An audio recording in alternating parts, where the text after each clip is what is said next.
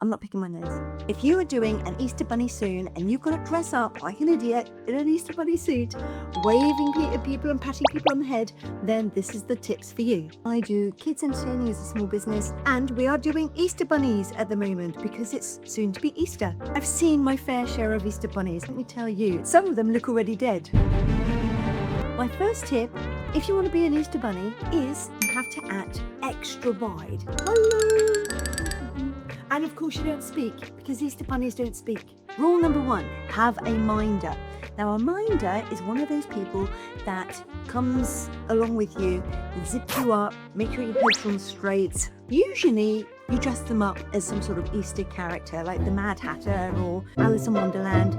But you definitely need a minder because those kids, these beautiful children, come along and try and punch you in the face when you are an Easter Bunny, because it is funny watching that Easter Bunny fall over, your head knocked off. I do it. My first ever job in Australia was actually dressed as a giant bowling pin, and teenagers would come along and they would say, "Bowl it over," and I was in there in my bra and pants because it was so flipping hot, and I'd get whacked.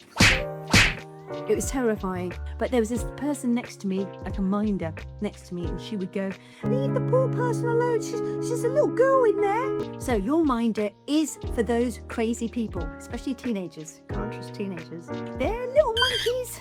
Now, if you have a minder that actually isn't a performer, you are in trouble. Because what happens, they don't really know what to do. So you need to have a little sheet, and the little sheet will say, "Make sure that nobody whacks me in the face." You have to have it printed on because otherwise they just laugh at them.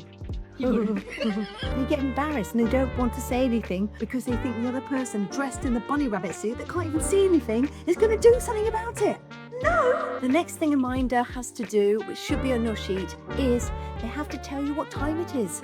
You don't want to be sitting in there more than half an hour at a time, waving, and being jolly and sweating your butt off. I mean, it's harder than Bikram yoga in that seat. So they need to tell you a time so that you can go back, have a bit of a breather, have a drink of water. Next thing you have to do is tell the minder that you cannot see. You have to tell your minder that you are basically looking after a blind person. You can't see below, but you can only see out, and even then it's all hazy because you've got this mesh all over your face. And the final thing a minder has to do is they have to be funny.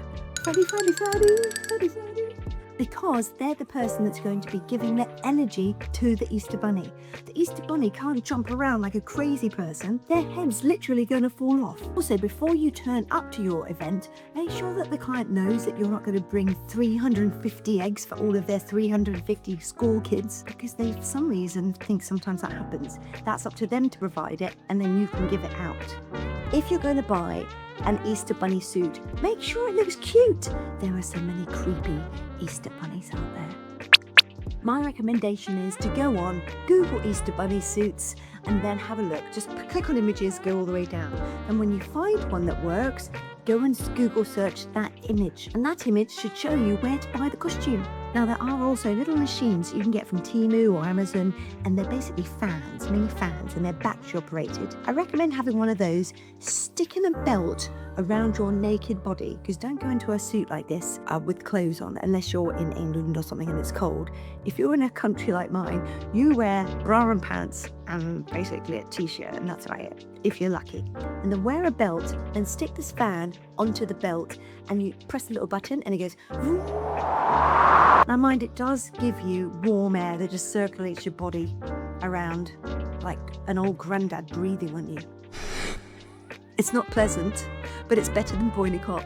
And also I recommend when you're actually going to sell yourself as an Easter Bunny, especially in the heat, that you only say that you're going to be working in aircon. Even if they don't give you aircon, but they give you like undercover, is better than outside. Now you will lose some gigs because you're not doing an aircon, but who cares? There's not that many people who go around dressed up as an Easter Bunny. Let them have the crappy gigs. You hold out, because somebody here is going to be waiting for you to dress up as an Easter Bunny in beautiful chilly aircon.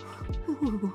And pay what you want to get. I had a lady once, she was an agent, and she said to me, "But Steph, your Easter bunny is really expensive, and I can get one cheap from the other lady." I said, "Oh, that's really good. Oh, I'd go with her then." Do you know what happens? We still got solidly booked out for our Easter bunnies. We got double the amount of money because we held off. Sometimes it's good to hold off. It's like being a virgin all over again. You get a better quality of man if you cross your legs. So those are my little tips. If you liked having a listen to all of my little tips about Easter Bunny, I've got some other videos as well. My last video is where I've moved to.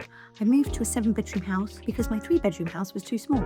So come and have a look at my new house. See my washing up.